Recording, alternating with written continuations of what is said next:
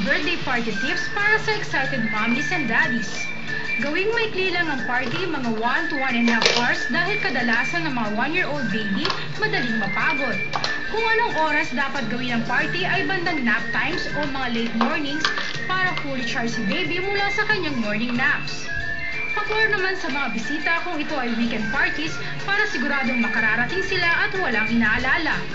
Pagdating naman sa gaano karaming bisita, depende ito sa laki ng venue, mas maganda kung limitado lamang sa malalapit na kaibigan at pamilya. Kung mag-iimbita naman ng toddlers at babies, dapat ay 1 to 3 lamang, maximum of 5. Mas okay kung kasama sa bisita ang kani-kanilang magulang para magabayan sila. Tandaan mga mommies and daddies, be flexible dahil ang behavior ng mga bata ay unpredictable. Just relax and go with the flow. Magpatulong sa mga miyembro ng pamilya sa pag-estima sa mga bata. Laging tandaan na ito ay araw para ipagdiwang ang kapanganakan ng inyong unang anak, gawing simple at memorable sa buong pamilya.